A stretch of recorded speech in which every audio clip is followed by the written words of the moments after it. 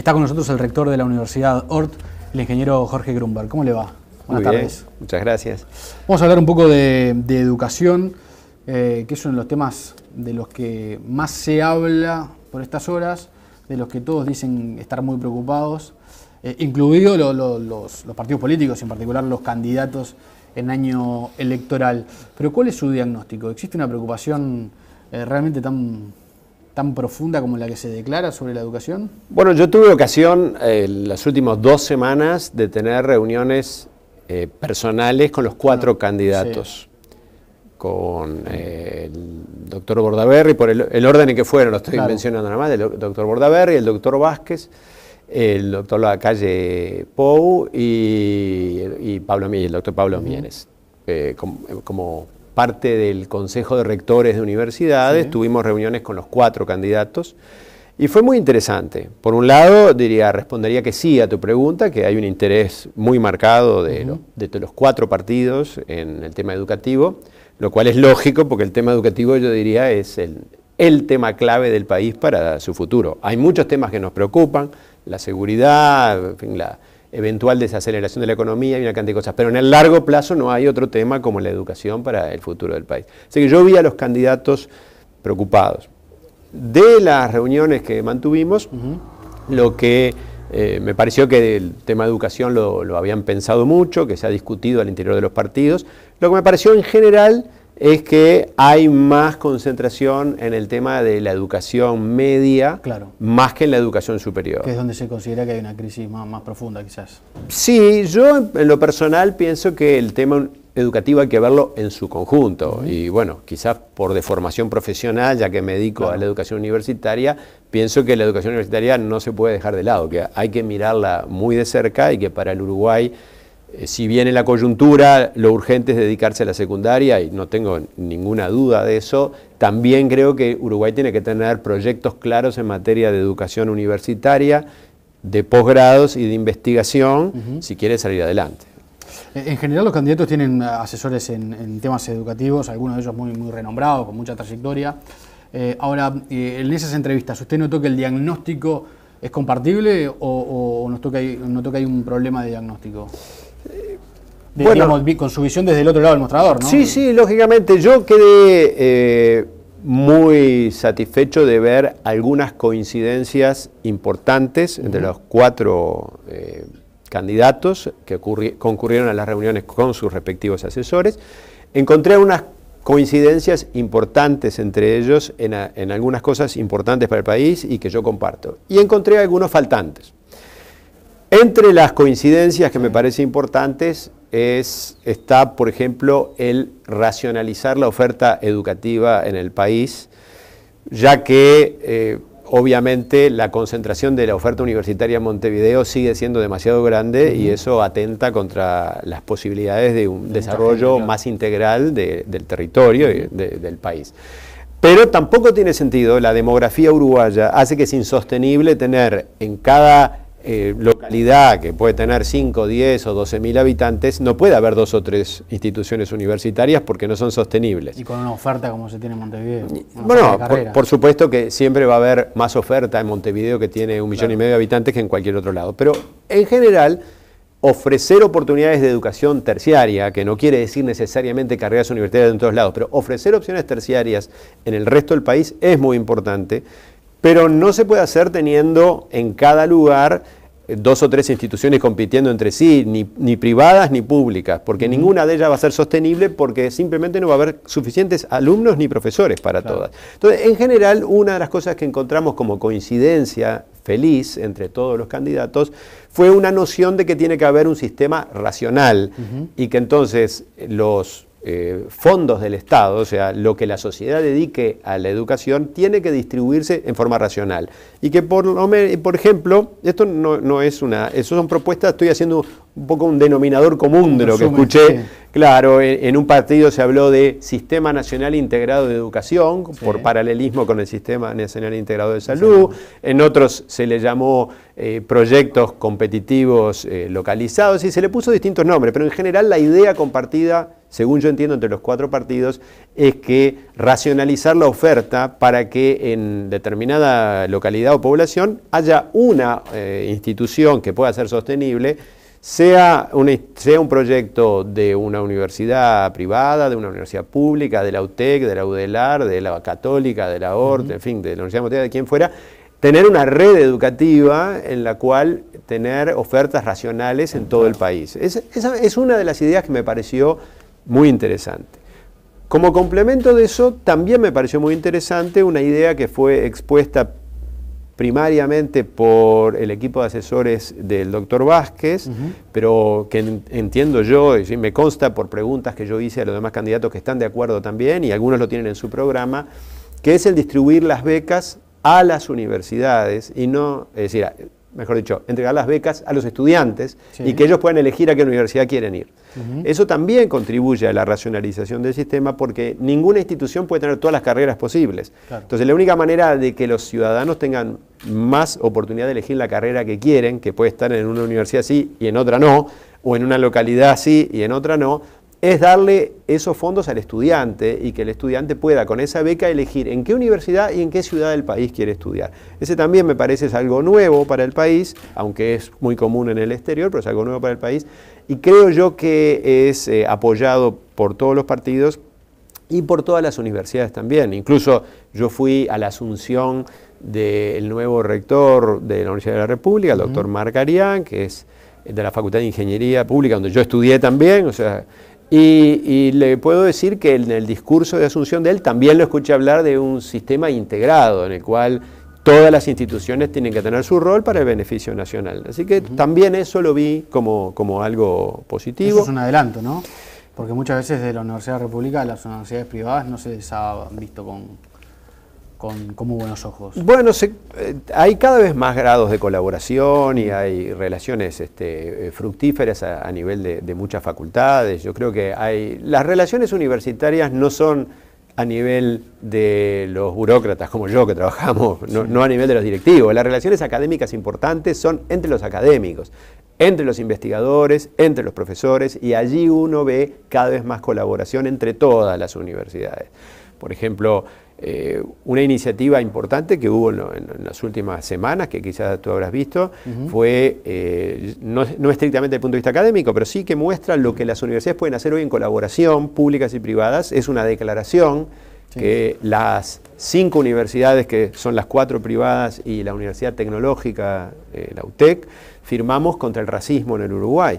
Y entonces, eso, a partir de las manifestaciones de racismo y de antisemitismo que hubo en los últimos meses, las 5 universidades nos reunimos e hicimos una declaración conjunta humanista de defensa de derechos humanos. Y eso también muestra que las universidades hoy pueden trabajar juntas, a pesar de que hay públicas, hay privadas, hay confesionales, hay otras que no son confesionales. ¿La UDELAR no adhirió a esa declaración?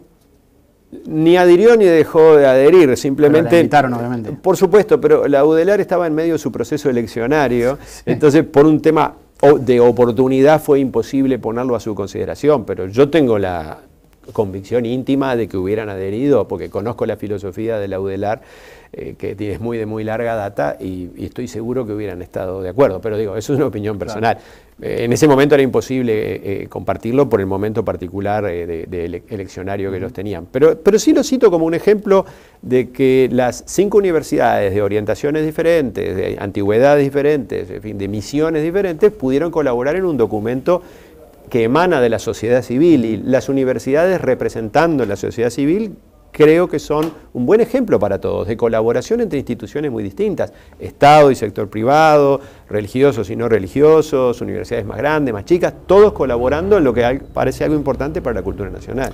Grunberg, volviendo a la reunión con los candidatos, usted decía, en general hubo muchos puntos de contacto. Las coincidencias positivas, las 2 que mencioné, otra también que encontré muy positiva fue el fortalecer el trabajo de la Agencia Nacional para la Investigación y la Innovación, o sea, la ANI. La ANI fue creada en los últimos años y ha representado un cambio positivo, porque ha permitido fomentar la investigación en Uruguay, fomentar proyectos de innovación, y ha creado una cosa que antes no existía, que era fondos competitivos, en donde en lugar del Estado financiar al Estado y nada más, a partir de la creación de la ANI, hace ya una buena década atrás, ya tiene sus buenos años, a partir de la creación de la ANI aparece la noción de que los fondos públicos se asignan a la sociedad en general a través de proyectos competitivos, claro, y no se asignan directamente sin competencia o incluso sin colaboración. Entonces eso, escuché a los 4 candidatos refrendar la creación de la ANI e incluso prometer darle más fondos y fortalecerlos institucionalmente, inclusive detalles de gobernanza, como que el directorio de la ANI ya no sea honorario, sino rentado, de crearle más institucionalidad y darle más fondos. Eso es muy compartible, creo que los cuatro candidatos lo mencionaron y creo que es muy compartible. ¿Y en los puntos en los cuales no encontró coincidencia? Bueno, no es que haya tanto discrepancia, sino que yo encontré algunos faltantes. Cuando uno... ¿Cuál es la situación hoy del Uruguay? La situación del Uruguay es que está a medio camino entre ser un país emergente o en vías de desarrollo, porque cada 10 años cambian los nombres que se le aplica, pero ser de un país más o menos pobre, como era Uruguay, hasta ser un país rico o desarrollado como industrializado, en fin, la etiqueta que vamos a poner. Entre los dos extremos, nosotros estamos ahora en un punto medio. El problema de estar en un punto medio, obviamente Uruguay está ahora más próspero, y los ciudadanos están más prósperos ahora que hace 15 años, eso no hay duda, pero tampoco estamos donde queremos estar, porque todavía los salarios son muy bajos, todavía hay muchísima población que está en riesgo de volver a caer en la pobreza, todavía hay muchas personas que viven en asentamientos, todavía hay 2/3 de los uruguayos que no terminan bachillerato. Imagínate tú que hoy no terminar hoy bachillerato en el siglo XXI, sí, claro, es una condena, totalmente. Es una condena a nunca poder realmente progresar en la vida. Por eso, si bien estamos mejor, tampoco podemos decir que nos podemos quedar en lo que estamos. Nos falta mucho para ser un país desarrollado. Estamos en un punto medio. Somos lo que se llama en economía un país de ingresos medios. Ahora, cuando un país llega a la etapa de ingresos medios, le puede pasar 2 cosas. O que dé un salto adelante y termine siendo Finlandia, o Singapur, o Taiwán, o Israel, o Corea del Sur. O sea, dar el salto que falta para país desarrollado, donde no hay pobreza ya pobremente. O también puede pasar de volver atrás, como le ha pasado a muchos países, como Argentina históricamente, por ejemplo. Sí. Y hay muchos otros países que llegaron a nivel de ingresos medios y luego no lo logran sostener ni seguir adelante y empiezan a revertir. ¿Qué es lo que pasa hoy con Uruguay? Que nos hemos vuelto demasiado caros para producir barato. Y nos hemos vuelto demasiado poco educados para producir cosas caras. O sea, Uruguay hoy no tiene suficiente stock de capital humano, no tiene suficiente gente con educación avanzada para poder producir biotecnología, para poder exportar biotecnología o software sofisticado o producir antibióticos es decir, todos estos o pantallas de LCD o autos 4x4, toda esa producción de alto valor agregado se está escapando de Uruguay, ¿no? No la podemos hacer porque no hay suficiente gente educada. Hay bolsones, en el agro se ha agregado mucho valor, hay una industria de software en Uruguay que está emergiendo, pero falta mucho. Entonces, pero una de las razones que no podemos avanzar, ¿por qué no vienen empresas a Uruguay a instalar laboratorio de investigación? Porque no hay suficientes doctores, no hay suficientes máster en Uruguay, no hay suficientes ingenieros. ¿Es un problema de escala o es un problema de formación? No es un problema de escala, es en parte un problema de modelo. Uruguay se vio a sí mismo durante demasiadas décadas como un país agropecuario y de industrialización protegida. Ahora, en esa área sí hay, en el sector agropecuario, usted decía, hay investigación y quizás está un poco por encima de la media en cuanto a investigación y generación de conocimiento. Hay un agregado de valor en los últimos años importante, en parte porque las empresas argentinas se han instalado en Uruguay, por cortesía, en fin, del gobierno argentino. Sí. Pero falta mucho. Nosotros, Uruguay, tiene que producir con mucho más valor agregado de lo que hoy produce. Entonces, Uruguay, para dar un dato claro, que fue publicado ayer en un informe de la OECD. Sí. Uruguay tiene 10% solamente de su población que tiene un título universitario. Ya no hablamos de máster ni de doctor, hablamos título, licenciado, ingeniero, en fin, lo que fuera. Y hoy en el mundo eso es casi insuficiente. Bueno, para darte una idea, Israel tiene 46%. Finlandia tiene 50%. Incluso un título universitario, un título terciario ya es insuficiente para concursar quizás a nivel internacional. Exactamente, pero digo, Uruguay obviamente, nosotros estamos, por eso decía, peligrosamente instalados en un punto en el cual ya los costos de Uruguay son demasiado caros para poder competir por salarios baratos. Ya no son baratos los salarios de Uruguay. No le alcanzan a la gente, pero son caros. Entonces Uruguay ya se volvió demasiado caro para producir cosas baratas, pero se volvió estamos muy poco educados para pasar a producir cosas caras. Ahora, eso es una paradoja en términos históricos, ¿no? Porque, digamos, Uruguay, en lo que siempre se destacó en relación a la región, fue en eso, justamente, tener una educación fuerte que implicaba estar un poco por encima. Bueno, Uruguay se quedó estancado. O sea, nosotros fuimos pioneros en alfabetizar a la población, en crear educación primaria, profesionalizar el magisterio. Fuimos pioneros, democratizar el acceso a la educación primaria, o sea, desde José Pedro Varela y aún antes que él y aún un poco después que él, Uruguay fue pionero. Lo que pasa es que se frenó y entonces a partir de la década del 50 se fue desacelerando, luego en la década del 80 se masifica secundaria, que es una buena cosa desde el punto de vista democrático, pero masificar secundaria significaba reformular la secundaria, porque secundaria uruguaya, los liceos estaban hechos para una población de clase media que se preparaba para ir a la universidad, que venía de hogares cultos, educados. Ahora que la educación secundaria se volvió masiva, requiere otro tipo de liceos capaz de atender una población mucho más diversa y con mucho más dificultades, con mucho menos de apoyo en la casa. ¿Cómo deberían ser esos liceos? Hoy en día prácticamente no hay duda de lo que hay que hacer. La investigación internacional ha mostrado que todos los países que han mejorado su educación han seguido determinadas pautas que son conocidas por todo el mundo. Es decir, mejorar la educación no es un problema técnico, es un problema político.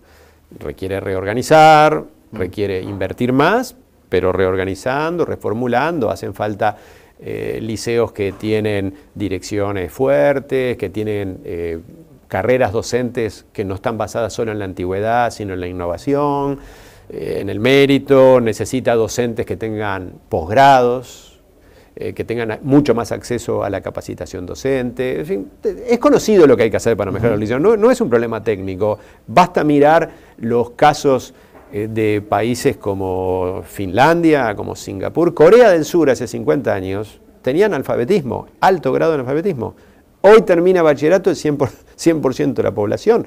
Por eso nosotros hoy le exportamos a Corea del Sur arroz, vacas lecheras, e importamos autos 4x4, telefonía celular, computadoras. O sea, se cambiaron los términos de intercambio. Los países que nosotros en la década del 30 y 40 los veíamos con un poco de condescendencia, ahora son los países que nos están vendiendo, inclusive China, equipamiento sofisticado. Entonces decía, uno de los faltantes, por ejemplo, que yo veía en las conversaciones muy fructíferas que tuvimos con los 4 candidatos a la presidencia, es que si bien hay que fortalecer la investigación, mucho más de la investigación tiene que ir a ocurrir en las empresas. Hay que tener mucho más investigadores en Uruguay, pero no pueden seguir estando todos únicamente en el mundo académico y especialmente en el Estado. Tienen que ir los investigadores a las empresas, es decir, Samsung. ¿Y eso cómo se incentiva? Bueno, hay que tener un modelo de crecimiento económico en el cual lo que se busca es que las empresas innoven y tengan productos más sofisticados y les convenga investigar. Entonces, hay medidas que también son conocidas, hay que eliminar proteccionismo, hay que ayudar a tener más población educada para que las empresas tengan a quien contratar, pero hay que dar incentivos a la colaboración entre universidades y empresas, entre institutos de investigación y empresas, para que mucho más empresas uruguayas puedan empezar no solo a comprar la tecnología de afuera, sino algunas formas de tecnología, adaptarlas y producirlas localmente. Esa es la manera de seguir adelante. Grumer, ayer el diario El País publicó un informe donde hablan los 4 rectores de universidades privadas, usted es consultado, y se pone el énfasis sobre las dificultades que implica la formación docente hoy. Bueno, la semana pasada estuvo en el Parlamento justamente el tema de la creación de la Universidad de la Educación. ¿Por qué es complicado hoy para las universidades privadas este tema? porque no se consiguen profesores con una buena formación. Bueno, en realidad lo que yo pienso en este tema es que sería conveniente que en las nuevas, yo creo que el profesorado uruguayo es un activo que nosotros tenemos, importante activo. Yo tengo mucho trato con profesores de secundaria y veo una profesión con enormes dificultades, con muchas horas de trabajo por semana, con un multiempleo que es muy hostil porque tienen que ir físicamente de un lugar al otro, a veces por barrios peligrosos, un transporte público que en Uruguay no es fácil de usar. Y además en el imaginario son docentes de segunda categoría, no es lo mismo un profesional que clases en la universidad que un profesor de otro problema que tiene hoy en día el profesorado uruguayo es que el prestigio social se ha desgastado mucho. Pero yo cuando trato con docentes veo, a pesar de todas esas dificultades, a pesar de los salarios insuficientes, del prestigio social, en descenso de la calidad de trabajo complicada, a pesar de todo eso yo veo una profesión orgullosa de sí misma. Yo hablo con profesores y los siento orgullosos de ser profesores, mucho más orgullosos a veces de hablar con otros. A veces uno habla con personas de otras profesiones y no ve el mismo orgullo que tiene un profesor, lo veo con compromiso con sus estudiantes. Yo creo que el profesorado es un activo que tiene el Uruguay que tiene que capitalizarlo mucho mejor. Ahora bien, pienso que el profesorado tiene que ser una carrera universitaria, pero no... ¿Por qué? ¿Por qué tiene que ser una carrera universitaria?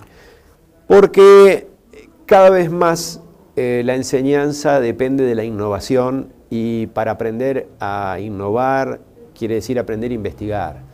Y eso se hace en una universidad. La universidad es la institución por excelencia que está construida para enseñar e investigar y para enseñar a sus alumnos a enseñar y a investigar. Por eso pienso que es bueno para un docente formarse en un centro universitario. Esto no excluye los centros de formación docente que existen en Uruguay, que tienen una muy lustrosa historia, pero yo los modelos más exitosos, yo no digo todo el mundo, los modelos más exitosos que se ven hoy en día en el exterior, que se podría combinar con el actual, es que el profesor lo que tiene es una licenciatura universitaria y un máster en pedagogía o en didáctica. Entonces, ¿quién es el profesor de física? Es un licenciado en física. Primero se recibió licenciado en física con una licenciatura de 3 o 4 años. Y luego hizo una maestría, docente. Claro. Entonces, ¿qué ventaja tiene eso? Tiene que el docente tuvo durante toda su carrera, su primer grado, su licenciatura, compartió la universidad con los profesores, con los alumnos de todas las demás carreras. Se formó en una universidad, se hizo una red de contactos, su prestigio social va a ser el de un universitario, va a tener un posgrado y le va a dar mucho más opciones para formarse en el futuro. Incluso a veces pasa que un docente quiere cambiar de carrera porque se desgasta en la docencia y al tener un título universitario le va a permitir pasar a trabajar en otra cosa y quizá volver a la docencia después. Claro. O sea, yo creo que este es el típico ejemplo de Finlandia, donde uno de los grandes éxitos de Finlandia es ese profesorado altamente motivado que tienen, que responde a este modelo. Una licenciatura en matemática, en física, en química, en historia, en fin, en la disciplina que corresponda, más una maestría. ¿Y hoy eso es una carencia?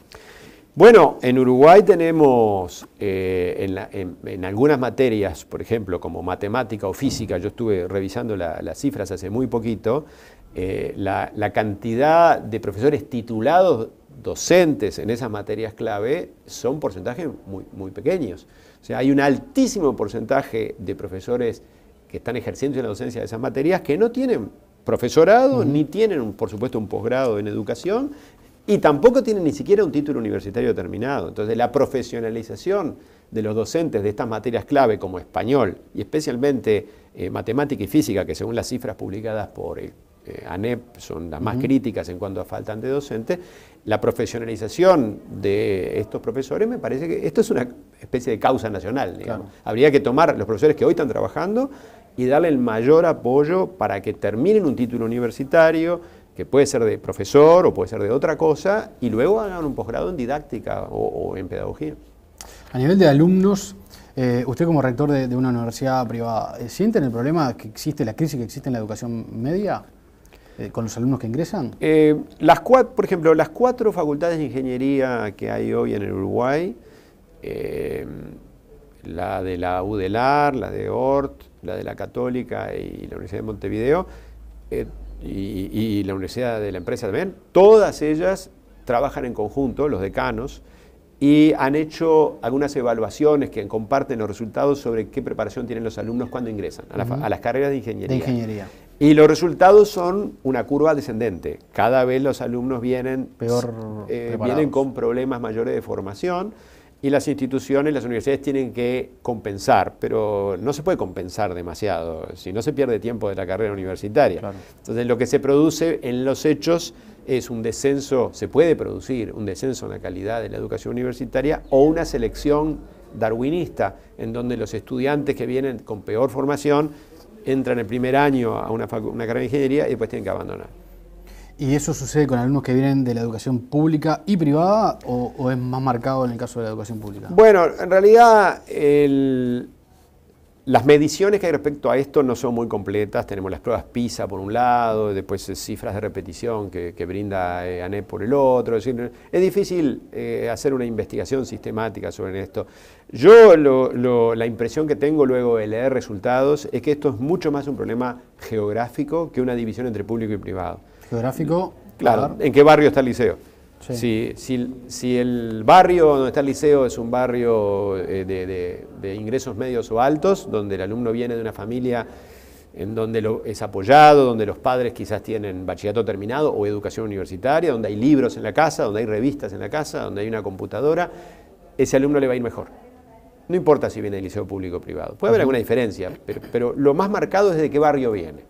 En cambio, si viene el alumno de un liceo que está en un barrio marginal o en un barrio de ingresos mucho más bajos, sea público o privado, uno se va a encontrar con un alumno con más problemas. Lo cual es terrible, ¿no? Porque, digamos, va complicando la sociedad desde muchos aspectos. Lógicamente, hoy tenemos, es decir, la educación uruguaya está en la tormenta perfecta. O sea, tenemos un problema de equidad enorme porque 10% del quintil más pobre de la población termina secundaria, que es como África más o menos, son las cifras de Tanzania o de Gambia, y 80% del quintil más alto, casi más, 85, 86% del quintil más alto, de los más ricos, termina secundaria, que es el mismo guarismo que Bélgica, Holanda. Entonces en Uruguay tenemos Bélgica arriba del Congo, es decir, tenemos un problema de equidad importante, tenemos un problema de calidad importante, y tenemos un problema de cantidad, o sea, se reciben pocos, los pocos que se reciben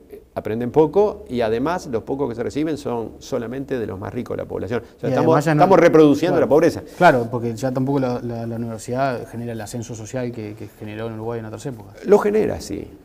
La universidad genera un aumento de ingresos estadísticamente y es una señal importante para el mercado, pero en realidad los que ingresan a la universidad, de los estamentos más pobres de la población, ingresa 2-3% a la universidad. O sea, yo hice un estudio hace un año y medio atrás, con los pocos datos que hay disponibles, que decía: un joven del quintil más inferior de la población, de los más pobres y del interior, tiene más chance de jugar al fútbol en la selección uruguaya que de terminar un máster, estadísticamente. Terrible. A pesar de esto, ¿es optimista? Usted que tuvo el privilegio, por ejemplo, de reunirse con los candidatos a la presidencia, cosa que no muchos tienen. Sí, porque como dije al principio, vi coincidencias importantes. Vi una coincidencia en declarar que el tema es importante y además, si bien los candidatos hacen lo que tienen que hacer, que es discutir entre ellos, por supuesto que es su trabajo, si uno habla con los asesores y uno los ve hablando entre sí, se da cuenta que los asesores... Hay sintonía. Claro, los asesores se respetan entre sí, se tratan como colegas, comparten información y en el fondo, a veces no pudiendo decirlo públicamente, están de acuerdo entre sí con sus propuestas. Entonces, pues eso me hace ser optimista que pasada la elección, cuando ya no haya la necesidad de diferenciarse tanto entre los 4 partidos, el intento fallido que hubo de pacto por la educación en el año 2010, que hubo un pacto que no se pudo hacer en la educación, quizás vuelva a reflotarse ya ahora. Con otro éxito. Y digo yo, con otra convicción de que si no se hace vamos a tener mucho más problemas que lo actual, ¿verdad? Grunberg, muchas gracias por haber venido. Gracias a ti, Leandro. Muy interesante como siempre. Gracias.